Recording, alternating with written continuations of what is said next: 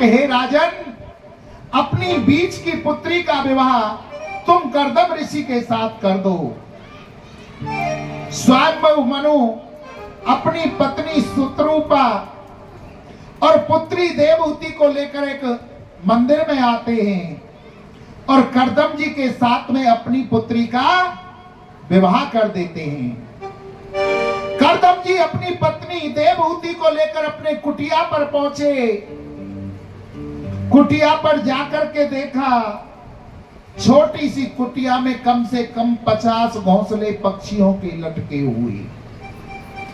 काई में तोता, काई में कबूतर, काई में चिड़िया, काई में कौआ, काई में बाज।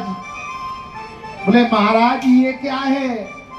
बोले ये सब इसको अपनी कुटिया मानते हैं, इसलिए अपना अपना घोंसला बना रखा है। उसके बाद नीचे को दृष्टि डाल करके देखी तो कम से कम 50 बिल बने हुए।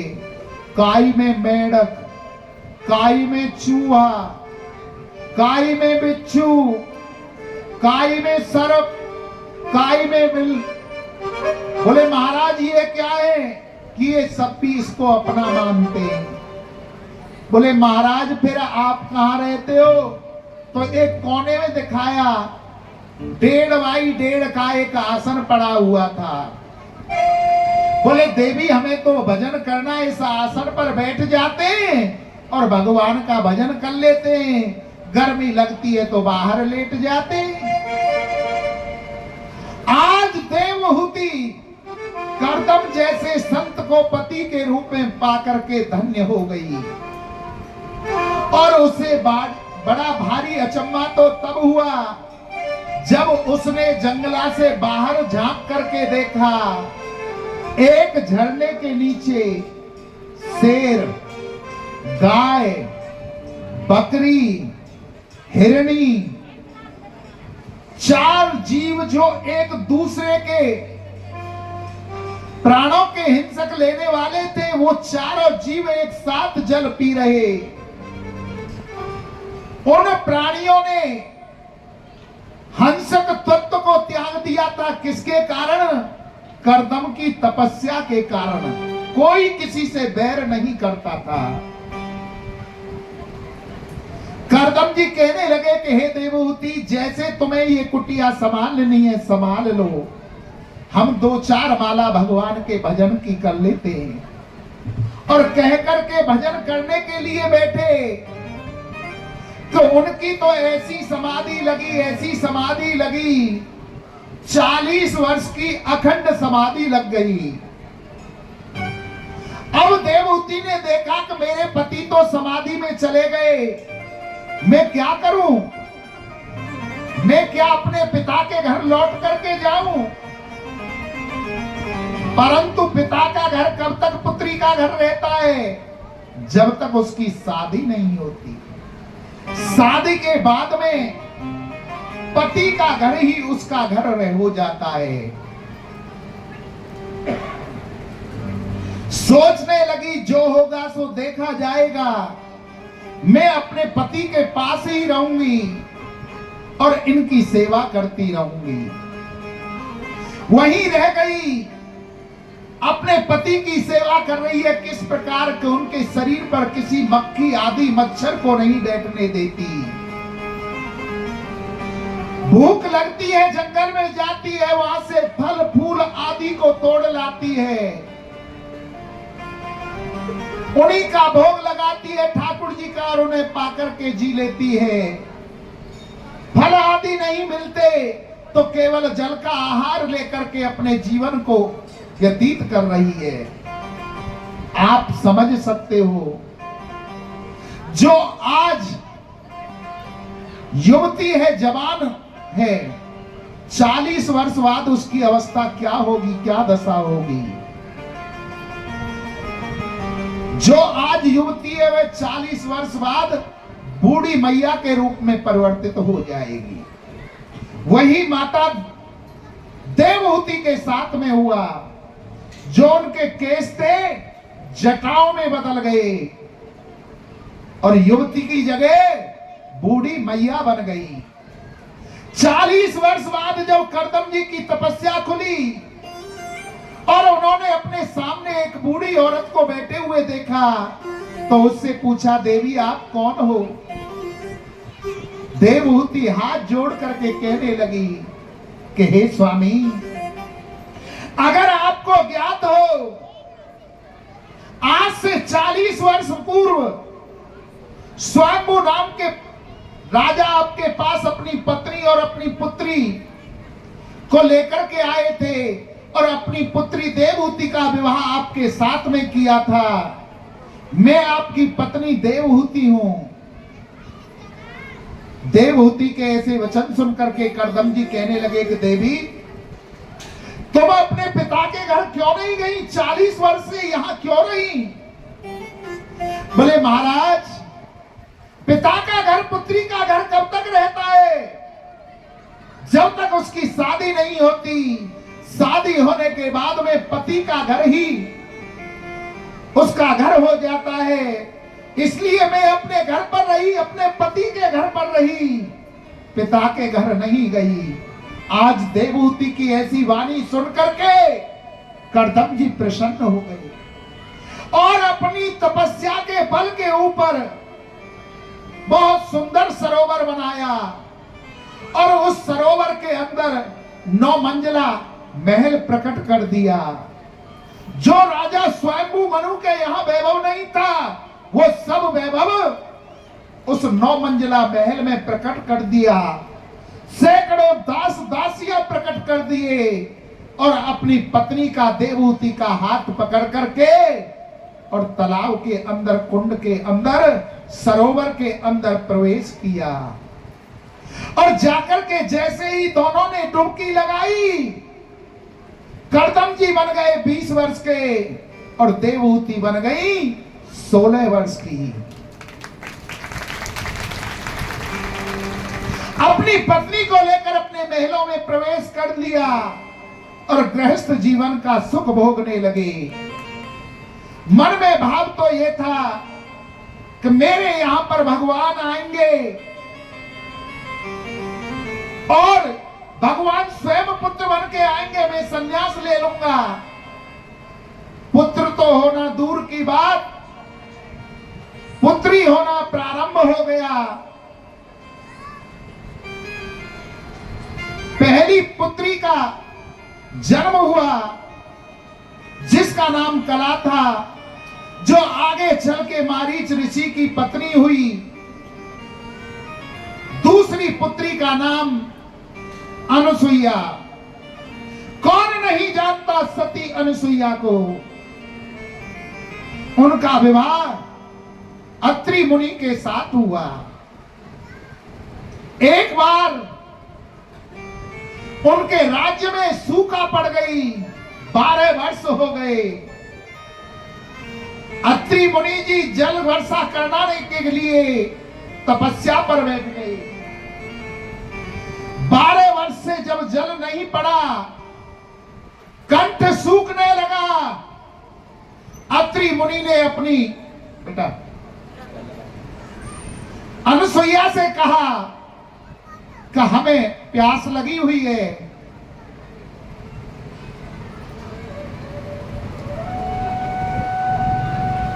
जल ला करके दीजिए, हमारा कंठ अवरुद्ध हो रहा है, हमसे अब प्यास सहन नहीं होती। अपने पति की आज्ञा पाकर मां अनुसुईया जल लेने के लिए चल दी। सूखा पड़ने के कारण कोसों दूर तक जल नहीं था, परंतु अनुसुईया चली जा रही है और मन में प्रतिज्ञा कर रखी है कि कुछ भी हो जाए, चाहे मेरे तन से प्राण निकल जाए, परंतु अपने पति को जल ला करके पिलाऊंगी। चलती जा रही कि गंगा भेष बदल करके आई और अनुसुईया से कहने लगी कि हे देवी, तुम कहां जा रही हो, कौन हो? बोले मैं अनुसुईया हूं, अत्रि मुनि की पत्नी हूं, मेरे स्वामी तपस्या पर बैठे हैं, उनके लिए जल लेने के लिए जा रही हूं। गंगा कहने लगी 12 कोस तक पानी नहीं है, तुम जल कहां से लेकर के आओगी? बोले अगर मैंने सच्चा पतिव्रत धर्म निभाया है तो मैं अपने पति के लिए जल लेकर के आऊंगी। अनुसुईया की ऐसी वाणी सुन करके गंगा मैया प्रकट हो गई और कहने लगी, मांगो तुम्हें क्या चाहिए? कि मुझे जल चाहिए। तो गंगा मैया वहां मंदाकिनी गंगा बन करके प्रकट हो जाती है। बोलो मंदाकिनी मैया की। अनुसुईया मंदाकिनी गंगा से जल लेकर के अपने पति के पास आती है और उनको जल पिलाती है, उनकी प्यास को बुझाती है। अब तो ये चर्चा तीनों लोकों में फैल गई। नारद जी ने जाकर के ब्रह्माणी लक्ष्मी और पार्वती से कहा कि पृथ्वी पर ऐसी सती अनुसुईया है जिसने पतिव्रत धर्म के कारण मंदाकिनी गंगा को प्रकट कर दिया। तीनों देवियों ने अपने मन में सोचा कि हम सती अनुसुईया की परीक्षा लेंगे। तीनों देवियों ने अपने अपने पति को बुलाया, ब्रह्मा जी को, शिव जी को और विष्णु को। तीनों देवियों ने हाथ जोड़ करके कहा कि हे स्वामी, अगर आज हम आपसे कुछ मांगती हैं तो क्या हमें आप दे दोगे? तीनों पतियों ने कहा, हे देवियों, जो तुम मांगोगी तुम्हें अवश्य देंगे। बोले जाओ तो पृथ्वी लोक पर, मृत्यु लोक पर सती अनुसुईया नाम की स्त्री है, उसकी परीक्षा लो, उसके यहां पर जाकर के भिक्षा मांगो और भोजन तुम्हें जब करना है जब सती अनुसुईया अपने शरीर के संपूर्ण वस्त्रों को त्याग करके तुम्हें भोजन कराए तो भोजन करना, नहीं तो लौट के आ जाना। आज ब्रह्माणी लक्ष्मी और पार्वती के ऐसे वचन सुने तो तीनों देवों ने, ब्रह्मा जी ने, विष्णु जी ने और शंकर जी ने साधु का रूप बनाया और मां अनुसुईया के द्वार पर आकर के कहने लगे, माताम भिक्षाम देहि, माताम भिक्षाम देहि। जब मां अनुसुईया के कानों में ये आवाज गई, मां अनुसुईया एक थाली में आटा, दाल, चावल, सीधे का सामान दक्षिणा रख करके लेकर द्वार पर आई और बोली, बाबा लीजिए। बोले देवी, ये भिक्षा हमें नहीं चाहिए, हमें तुम्हारे घर का भोजन करना है। और भोजन भी कब करेंगे? जब आप अपने शरीर के संपूर्ण वस्त्रों को उतार दोगी तब हम आपके घर का भोजन करेंगे। अनुसुईया ने जब ऐसी वाणी सुनी तो उसने अपने पतिव्रत धर्म के कारण अपने तपोबल से देखा कि वो तो ब्रह्मा, विष्णु, महेश थे। अपने कमंडलू में से जल ले लिया और जल लेकर के तीनों देवों पर छिड़क करके मारा। तीनों देव 3-3 महीने के बालक बन गए।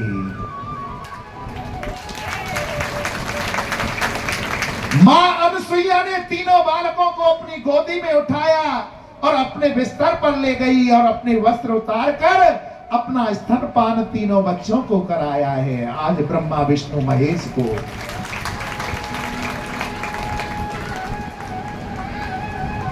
तीन महीने हो गए उन बच्चों को वहां रहते रहते। जब तीनों देव तीनों लोकों में लौट कर नहीं गए, ब्रह्माणी, पार्वती और अनुसुईया के इस पतिव्रत धर्म का पता चला तीनों देवियों को, लक्ष्मी को, पार्वती को और ब्रह्माणी को। तो नारद जी से कहने लगी कि हे नारद जी, हमारे पति तो लौट करके नहीं आए, वो कहाँ हैं? बोले मां अनुसुईया के यहाँ दूध पी रहे हैं, बालक बने पड़े 3-3 महीना। बोले अब कैसे लौट के आएंगे? कि तुम ही जाओ और तुम ही मांग के लाओ। तीनों देवी यहाँ आई, आकर दरवाजा खटखटाया। अंदर से अनुसुईया ने पूछा, कौन? इतने में नारद जी आके कहने लगे, मैया तुम्हारी बहू आई है, बहू। बोले बहू? बालक 3-3 महीना के और उनकी बहू अबोईते आ गई। बोले हाँ। अनुसुईया ने आकर के द्वार खोला। ब्रह्माणी, लक्ष्मी और पार्वती तीनों देवियां खड़ी हुई हैं। तीनों देवियां कहने लगी, मां हमारे पति हमें लौटा दो। अनुसुईया ने कहा, हे देवियों, तुम मेरी परीक्षा लेना चाहती थी ना, ले ली। जाओ अपने अपने पति को पहचान लो। अगर गलती से किसी दूसरे को छू दिया तुरंत भस्म हो जाएगा तुम्हारा पति, तुम्हारा पतिव्रत धर्म। तीनों देवियां थर थर कांपने लगी। उनमें शक्ति नहीं कि अपने पतियों को पहचान सके। हाथ जोड़कर खड़ी हो गई और कहने लगी कि मां हमारे अंदर ये शक्ति नहीं है, आप ही हमारे पति को लौटा दो। आज अनुसुईया ने तीनों देवों को यथारूप करके तीनों देवियों को लौटा दिया। ऐसी दूसरी कन्या देवहूति के गर्भ से जन्म लेती है। वशिष्ठ जी की पत्नी जो अरुंधति है वो भी कर्दम जी की पुत्री है। भृगु मुनि की पत्नी जो है वो भी कर्दम जी की पुत्री है। ऐसी 9 कन्याओं को जन्म दिया। कर्दम जी सोचने लगे, भगवान ने किस चक्कर में डाल दिया। मुझसे स्वयं वादा किया था कि मैं तुम्हारे घर पुत्र बन के आऊंगा, और पुत्र बने नहीं, आए नहीं। 9 कन्याओं का जन्म हो गया। 10वीं संतान के रूप में मेरे प्रभु गर्भ में आते हैं, माता देवहूति के में। और उनके गर्भ से जन्म लिया। कपिल भगवान का जन्म हुआ। बोलो कपिल भगवान की। कपिल का जन्म होते ही कर्दम जी ने कहा कि हे देवी, हमने भगवान से वादा किया था कि जिस दिन भगवान मेरे यहां पुत्र बन के आ जाएंगे, मैं गृहस्थ जीवन को छोड़ करके चला जाऊंगा। अब आप जानो और आपका बेटा जाने, मैं तो जा रहा हूं। कर्दम जी ने उसी क्षण गृहस्थ जीवन को छोड़ दिया और गंगा के किनारे जाकर, नदी के किनारे जाकर 10वें स्कंद का पाठ किया और अपने प्राणों का अंत किया। जब माता देवहूति को पता चला कि मेरे यहां पर स्वयं भगवान पुत्र बनकर के आए हैं, तो क्यों नहीं बहती हुई गंगा में मैं भी हाथ धो लूं, मैं भी पीछे क्यों रहूं। आज माता देवहूति ने कपिल भगवान को स्नान कराया, वस्त्र पहनाए, चंदन लगाया। कपिल भगवान कहने लगे, मैया ये आप क्या कर रही हो, उल्टी गंगा क्यों बहा रही हो। पुत्र को माता का पूजन करना चाहिए और यहां मां पुत्र का पूजन कर रही है। मां कहने लगी, हम मां हैं, हम जो कर रही हैं सही कर रही हैं, चुप बैठ जाओ। यहां से कर्दम की पत्नी देवहूति, माता देवहूति और कपिल संवाद प्रारंभ होता है। कपिल भगवान को सिंहासन पर बैठाया और कहा कि हे बेटा मुझे ज्ञान दो। व्यक्ति को, जीव को सबसे ज्यादा दुख कब होता है। कपिल भगवान कहने लगे कि मां, गर्भभास समदो को न भूतो न भविष्यति। जितना गर्भ काल में व्यक्ति को कष्ट होता है ना, उतना भूतकाल और भविष्य में कभी भी दुख नहीं सहना पड़ता। इतनी कोमल त्वचा होती है जीव की, अगर मां जरा सा भी चटपटा खा लेती है, ऐसे लगता है जैसे हजारों बिच्छुओं ने एक साथ डंक मार दिया हो। इतनी कोमल त्वचा होती है उसकी। 7 महीने का होता है, गठरी बन जाती है। सिर नीचे को होता है, पैर ऊपर को होते हैं, गठरी बना हुआ पड़ा रहता है उस दुर्गंध के गड्ढे में। और उस परब्रह्म परमात्मा से प्रार्थना करता है कि हे प्रभु, कैसे भी अब के मुझे इस नरक के अड्डे में से निकाल दे। तेरा इतना भजन करूंगा, इतना भजन करूंगा कि दोबारा मुझे इस गड्ढे में न आना पड़े। 7 महीने से लेकर और 9 महीने तक दिन रात इसी भजन को करता है। प्रवश पीड़ा होती है और वायु के वेग के द्वारा उस जीव का जन्म होता है। जिस समय जन्म लेता है ना, इतनी पीड़ा होती है, इतनी पीड़ा होती है, जब शरीर से जैसे खाल को खींचने पर पीड़ा होती है, इतनी पीड़ा जन्म लेते हुए जीव को होती है। परंतु जैसे ही जन्म होता है, पृथ्वी पर आकर के पड़ता है, जो 7 महीने से लेकर और 9 महीने तक प्रभु से वादा किया था तेरा भजन करूंगा, तेरा भजन करूंगा, सबको भूल जाता है। कुछ याद नहीं रहता, केवल रोता है। तो माँ ने कहा, बेटा जब जन्म हो गया तो अब तो सुख मिल गया होगा। बोले अब भी मां सुख नहीं मिला। खटमल, मच्छर, चींटा, चींटियां उसको खाती हैं, बोल नहीं पाता है, केवल रोता है, हाथ पैरों को फेंकता है। थोड़ा बड़ा होता है, बोले अब तो सुख प्राप्त हो गया होगा। बोले जब भी सुख प्राप्त नहीं होता, थोड़ा मन माँ बाप भाई बहन परिवार में लग जाता है, बोले अब तो सुख प्राप्त हुआ होगा। बोले अब भी सुख प्राप्त नहीं हुआ। उसके बाद बड़ा होता है, विवाह हो जाता है, जो मन माँ बाप बहन भैया परिवार में लगा हुआ था वो मन हट करके विवाह होने के बाद किस में लग जाता है? पत्नी में लग जाता है। बोले अब तो सुख प्राप्त हुआ होगा। बोले अब भी सुख प्राप्त नहीं हुआ। बुढ़ापे में आने को तैयार हो जाता है, बाबा बन जाता है, नाना बन जाता है। बोले अब तो बाबा बन गया।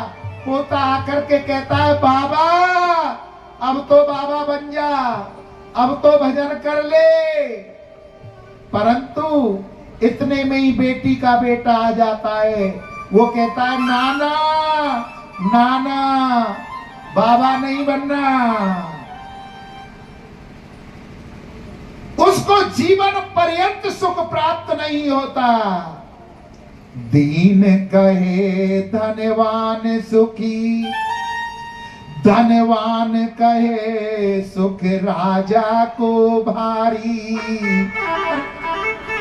राजा कहे महाराजा सुखी, महाराजा कहे सुख इंद्र को भारी। इंद्र कहे ब्रह्मा जी सुखी, ब्रह्मा जी कहे सुख विष्णु को भारी।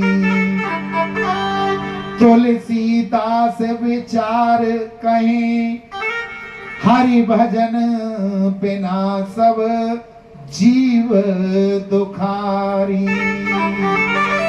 तो भैया किसी को सुख नहीं है। सुख किसको है? जो हरि का भजन करता है, केवल सुख उसी को होता है। कहते हैं कि बुढ़ापे में भजन करेंगे। बुढ़ापे में भजन नहीं होता, बुढ़ापे में कोई तीर्थ स्थान नहीं होता। बुढ़ापे में तीर्थ करके जाओगे, किसी ने जरा सा धक्का मार दिया तो गिर पड़ोगे, हाथ पांव टूट जाएगा। भजन करना है तो कब करो? भजन कर मस्त जवानी में। तो कौन कौन भजन करना चाहता है मस्त जवानी में? तो खड़े हो जाओ और करो भजन।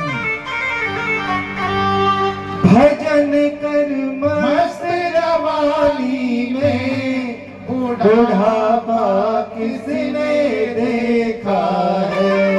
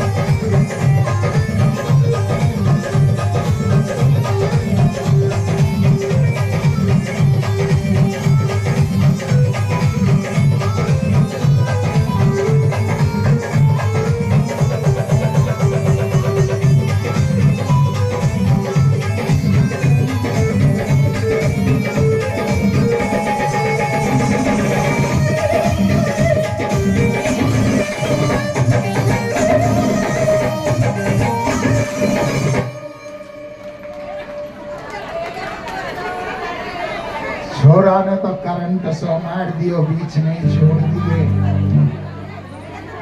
बोलो आनंद कंद भगवान की जय। जय श्री राधे श्याम। साधु जी सीताराम प्रेम से बोलो राधे श्याम। हे माँ, भजन करना है तो मस्त जवानी में करो, बुढ़ापा किसने देखा है। दान करना है जवानी में कर लो, बुढ़ापे में कोई दान नहीं हो पाता, बेटा बेटी के अधीन हो जाता है। अष्टांग योग नवधा भक्ति के बारे में बतलाया, और जब 10वीं परिस्थिति आ जाती है तो व्यक्ति का संपूर्ण शरीर जल बन करके बहने लगता है। यही माता देवहूति के साथ में हुआ। उनका संपूर्ण शरीर जल बन गया, सिद्धा नाम की नदी बन गई। कपिल भगवान ने अपनी मां को प्रणाम किया और उस सिद्धा नदी में से जल का आचमन किया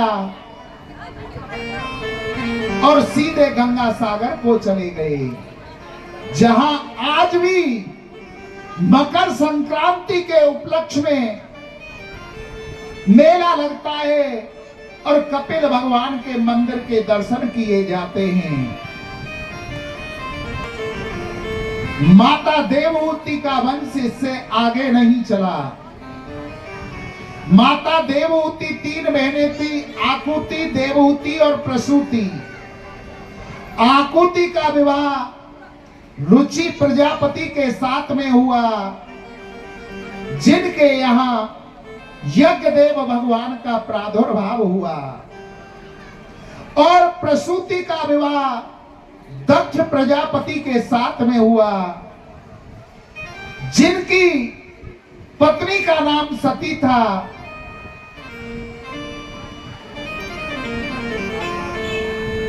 ससुर और दामाद के संबंध अच्छे नहीं हुए। भगवान शंकर और दक्ष प्रजापति की कभी बनी नहीं। दक्ष प्रजापति ने एक यज्ञ किया, सब देवताओं को निमंत्रण भेजा, परंतु भगवान शंकर को निमंत्रण नहीं भेजा। सब देवता अपने अपने वाहन पर बैठकर कैलाश पर्वत पर से आ रहे। सती मैया ने भोले बाबा से पूछा, महादेव ये कहां जा रहे हैं? बोले तुम्हारे पिता दक्ष ने यज्ञ किया है, उस यज्ञ में सम्मिलित होने जा रहे हैं। बोले महाराज अगर आप अनुमति दो तो मैं भी उस यज्ञ में जाना चाहती हूं। भगवान शंकर ने कहा कि हे देवी, बगैर बुलाए कहीं नहीं जाना चाहिए। सती ने कहा महाराज मैं अपने पिता के यहां अवश्य जाऊंगी, आप मुझे ना रोको, इतनी कृपा कर दो। भगवान शंकर ने लाख मना किया, परंतु सती नहीं मानी और अपने पिता दक्ष के वहां गई। वहां उसका स्वागत किसी ने नहीं किया, केवल माता ने एक बार अपने गले से लगाया। अपने अपमान को तो सती सह गई, और जब यज्ञशाला में पहुंची देखा कि सब देवताओं का भाग निकला हुआ है, परंतु भगवान शंकर का भाग नहीं निकला। अपने पति के अपमान को नहीं सहन कर पाई है और अपने आप को ही वहीं पर भस्म कर लिया, सती कर लिया। सूचना भगवान शंकर के पास पहुंची तो उन्होंने अपने जटाओं में से एक बाल उखाड़ा और पृथ्वी पर देकर मारा, जिससे वीरभद्र नाम का गण उत्पन्न हुआ। वीरभद्र ने आकर के राजा दक्ष के यज्ञ का विध्वंस कर दिया और दक्ष के सर को धड़ से अलग कर दिया। यज्ञ अधूरा रह गया। देवताओं ने भगवान शंकर की वंदना की, स्तुति की। अगर यज्ञ अधूरा रह गया महाराज तो प्रलय आ जाएगी। जब बार बार प्रार्थना आराधना की, भगवान शंकर प्रकट हुए। बोले यज्ञ पूर्ण करना है तो इस राजा दक्ष को जीवित करना होगा। इसका सर नहीं है, क्या किया जाए? बोले जो भी जीव पहले पड़ जाए उसी का सर ले आना। सबसे पहले बकरा मिला, बकरा का ही सर दक्ष के सर के ऊपर रख दिया।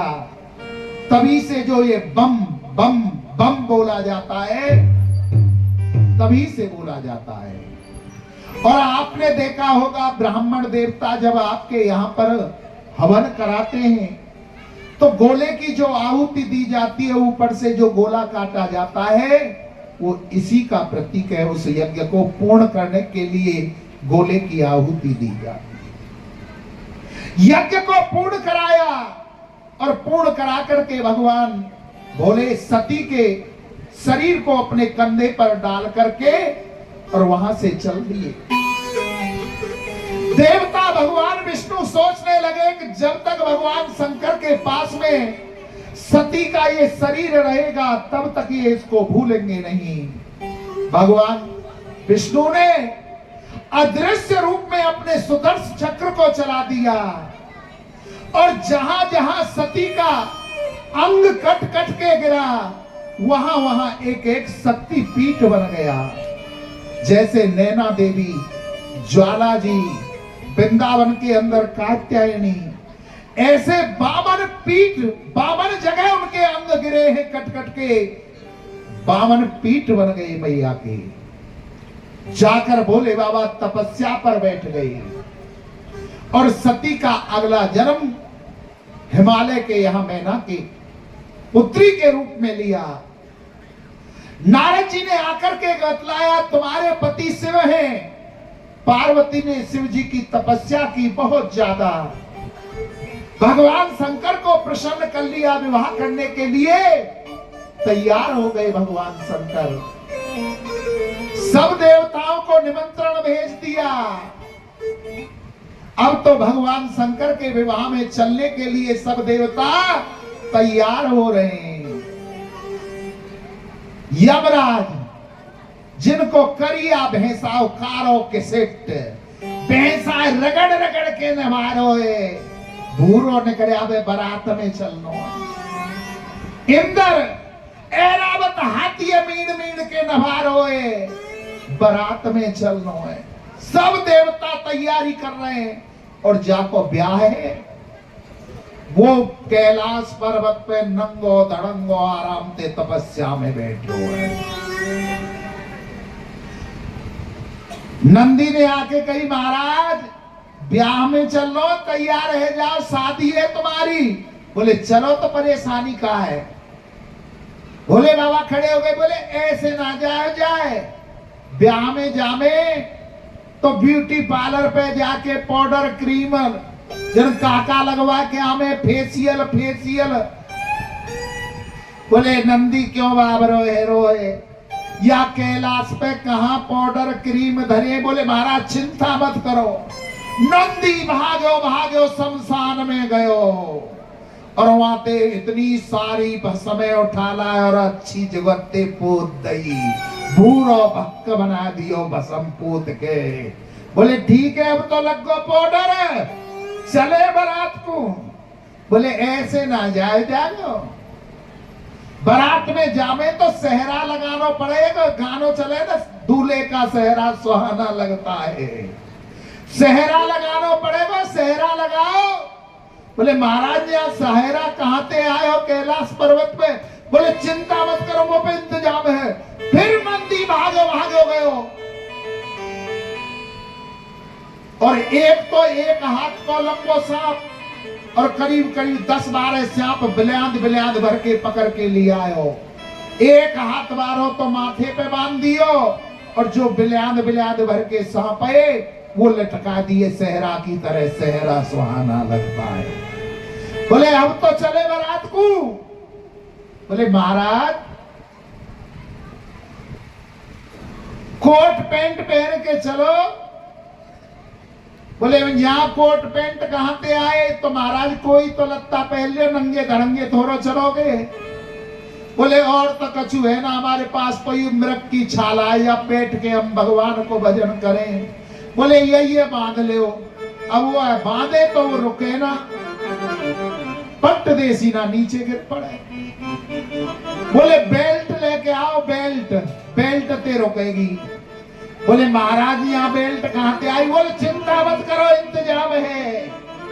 फिर नंदी भागो गयो और दो हाथ लंबे 2 सांपन ने पकड़ लाए हो और लाके पहाड़ी में गुर्रा गांठ मार के कह दी, देखो त्यारे हाथ में इज्जत बचानी, कहीं मन करन लगे नाचने को और जाते खुल के जाके नाचन लगो।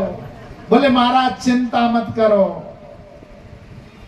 अब तो बारात तैयार हो गई, भोले बाबा भी तैयार रह गए। और दिन तो बैठे नंदी पे आगे के मुंह करके, आज उल्टो मुंह करके बैठ गई। जिधर के नंदी की पूछे पकड़ के बैठ गई। बराती आगे, बराती ने देखो, ब्रह्मा ने, विष्णु ने, इंद्र ने कहा अगर काई ने भोले बाबा के दर्शन कर लिए तो बारात एंट्री नहीं मिलेगी। एक काम करो, पहले ही चल के दावतें उड़ा लो।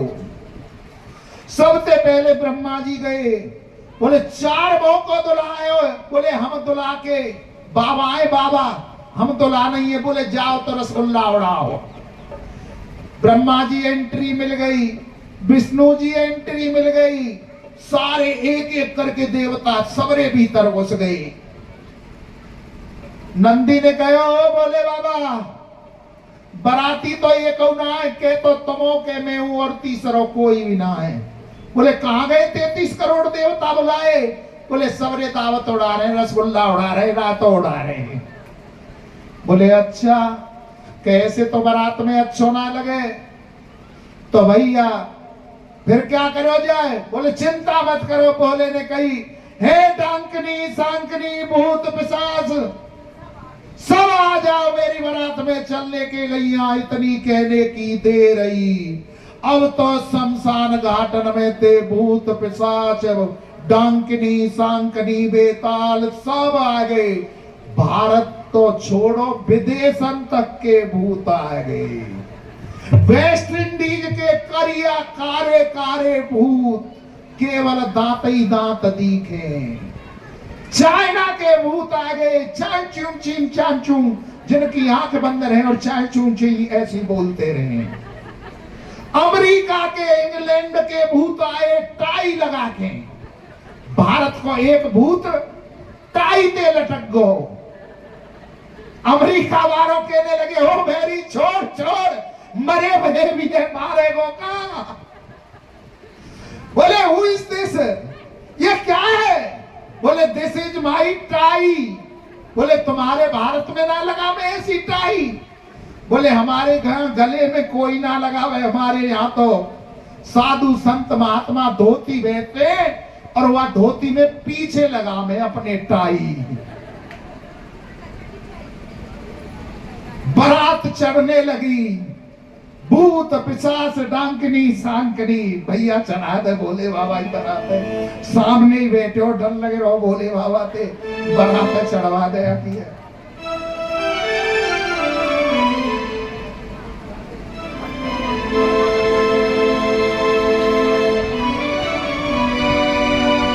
बोले शंकर भगवान की जय। और भोले के विवाह का मजा लीजिए, शिव के दीदार का मजा लीजिए। भोले की बारात में कौन कौन नाचना चाहे? नाचना चाहो तो जो नाचना चाहो तो बाराती बन के खड़े रह जाओ। भोले के विवाह का, भोले के विवाह का लीजिए सुर के दीदार का मजा लीजिए सुर के दीदार का मजा लीजिए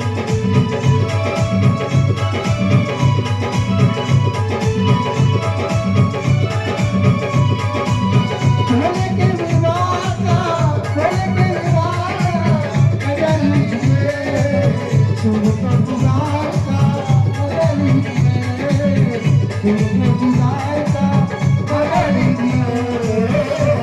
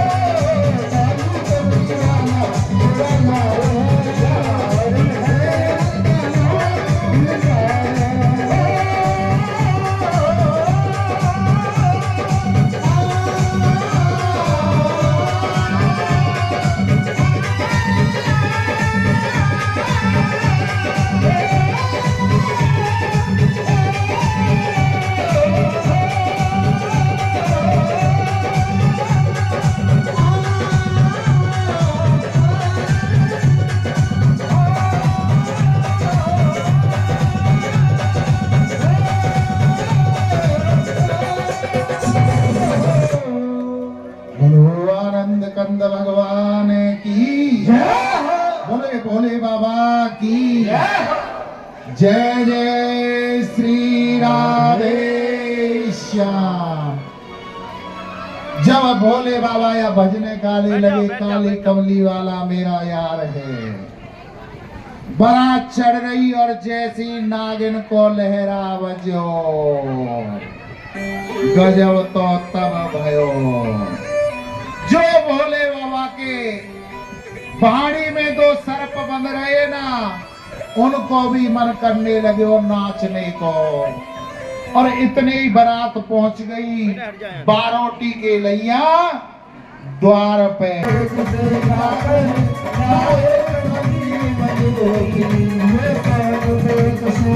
ये